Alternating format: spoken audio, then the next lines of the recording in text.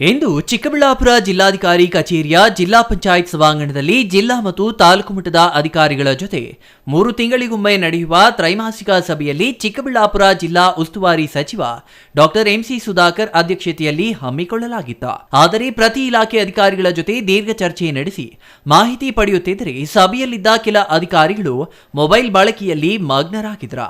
ಇದನ್ನ ಗಮನಿಸಿದ ಸಚಿವ ಸುಧಾಕರ್ ಕಾಟಾಚಾರಕ್ಕೆ ಬಂದು ಸಭೆ ಮಾಡುವ ಆಗಿದ್ದರೆ ಅಧಿಕಾರಿಗಳು ಸಭೆಗೆ ಬರಬೇಡಿ, ತುರ್ತು ಕರೆ ಬಂದರೆ ಮಾತ್ರ ಪ್ರತಿಕ್ರಿಯೆ ನೀಡಿ, ಅದು ಬಿಟ್ಟು ಮೊಬೈಲ್ನಲ್ಲಿ ಆಟ ಆಡಿಕೊಂಡು ಇದ್ರೆ ಯಾಕೆ ಬರ್ತೀರಾ ಎಂದು ಅಧಿಕಾರಿಗಳ ವಿರುದ್ಧ ಗರಂ ಆದ್ರ.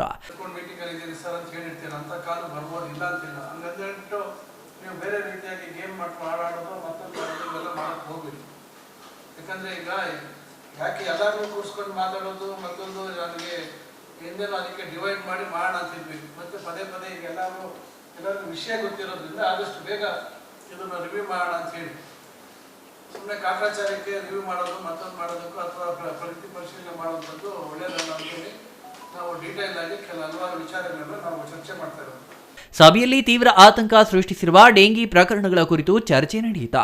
ಪ್ರಸ್ತುತ ಮಳೆಯಾಗುತ್ತಿರುವುದರಿಂದ ಡೆಂಗಿ ಪ್ರಕರಣಗಳು ಹೆಚ್ಚಾಗುತ್ತಿವೆ. ಈಗಾಗಲೇ ಜಿಲ್ಲಾಡಳಿತ ಮುಂಜಾಗ್ರತಾ ಕ್ರಮಗಳನ್ನು ಕೈಗೊಳ್ಳುತ್ತಿದೆ. ಜನರಿಗೆ ಡೆಂಗಿ ಬಗ್ಗೆ ಜಾಗೃತಿ ಕಾರ್ಯಕ್ರಮಗಳು ಮಾಡಲಾಗುತ್ತಿವೆ. ಮನೆಗಳ ಮುಂದೆ ನೀರು ಶೇಖರಣೆಯಾಗದಂತೆ ಮುಂಜಾಗ್ರತಾ ಕ್ರಮ ತೆಗೆದುಕೊಂಡ್ರೆ ಒಳಿತು ಎಂದ್ರ. ಜಿಲ್ಲೆಯಲ್ಲಿ ಈಗಾಗಲೇ 101 ಡೆಂಗಿ ಪ್ರಕರಣಗಳು ಸಕ್ರಿಯವಾಗಿವೆ. ಹಾಗಾಗಿ ಅಧಿಕಾರಿಗಳಿಗೆ ಮುಂಜಾಗ್ರತಾ ಕ್ರಮ ತೆಗೆದುಕೊಳ್ಳುವಂತೆ ಸೂಚನೆ ನೀಡಿರುವುದಾಗಿ ಆರೋಗ್ಯ ಅಧಿಕಾರಿ ಮಾಹಿತಿ ನೀಡಿದ್ರ. ತ್ರೈಮಾಸಿಕ ಪ್ರಗತಿ ಪರಿಶೀಲನಾ ಸಭೆಯನ್ನು ಇವತ್ತು ಬೆಳಗ್ಗೆ 11 ಗಂಟೆಗೆ ಪ್ರಾರಂಭ ಮಾಡಿದ್ದೀವಿ.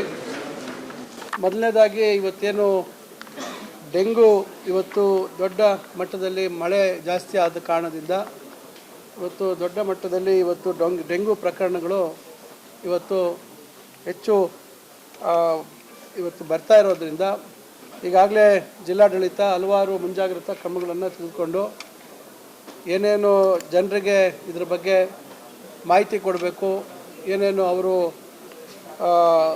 ಅವರಿಂದ ಸಹಕಾರವನ್ನು ನಾವು ಬಯಸ್ತೀವಿ, ಇವೆಲ್ಲವನ್ನು ಹೇಳಿದ್ದಾರೆ. ಮತ್ತು ಇಲಾಖೆಯ ನಮ್ಮ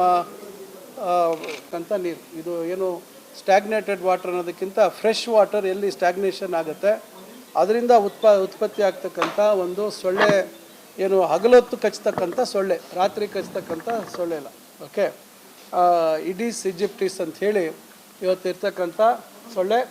ಈಗ ಅದರಿಂದ ಇವತ್ತು ಡೆಂಗು ಪ್ರಕರಣಗಳ ಬಗ್ಗೆ ಇವತ್ತು ಮುಂಚಿತವಾಗಿ ನಾವು ಚರ್ಚೆ ಮಾಡಿದ್ವಿ. ಇವತ್ತು ನಮ್ಮ ಜಿಲ್ಲೆಯಲ್ಲಿ ಈಗ ನಮಗೆ ಸಿಕ್ಕಿದೆ ನಮ್ಮಲ್ಲಿ ಇರ್ತಕ್ಕಂಥ ಮಾಹಿತಿ ಏನು ಇವತ್ತು ಪಾಸಿಟಿವ್ ಆಗಿದೆ, ಏನು ಎಲಿಸಾ ಟೆಸ್ಟ್ ಇರ್ಬೋದು, ಬೇರೆ ಟೆಸ್ಟ್ ಮುಖಾಂತರ ಏನು ಮಾಡಿದ್ದೀವಿ, ಆ ಟೆಸ್ಟ್ಗಳ ಮುಖಾಂತರ ಈಗ 101 ಪ್ರಕರಣಗಳು ಇವತ್ತು ನಮ್ಮ ಮುಂದೆ ಇದೆ. ಯಾರಿಗೆ ನಮ್ಮ ಜಿಲ್ಲೆಯಲ್ಲಿ ಪ್ರಾಣ ಹಾನಿ ಆಗ್ತಕ್ಕಂಥದ್ದಿಲ್ಲ.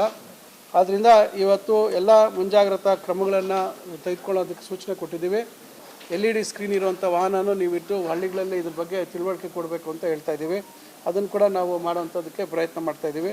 ಇನ್ನು ಈ ಸಂದರ್ಭದಲ್ಲಿ ಚಿಕ್ಕಬಳ್ಳಾಪುರ ಶಾಸಕ ಪ್ರದೀಪ್ ಈಶ್ವರ್, ಬಾಗೇಪಲ್ಲಿ ಶಾಸಕ ಸುಬ್ಬಾರೆಡ್ಡಿ, ಶಿಡ್ಲಘಟ್ಟ ಶಾಸಕ ರವಿಕುಮಾರ್, MLC ಅನಿಲ್ ಕುಮಾರ್, ಜಿಲ್ಲಾಧಿಕಾರಿ ರವೀಂದ್ರ, SP ಕುಶಾಲ್ ಚೌಕ್ಸೆ, CEO ತಿಪ್ಪೇಸ್ವಾಮಿ ಹಾಗೂ ಜಿಲ್ಲಾ ಮಟ್ಟದ ತಾಲೂಕು ಮಟ್ಟದ ಅಧಿಕಾರಿಗಳು ಹಾಜರಿದ್ದರು. Praveen, CTV news, Chikkaballapur.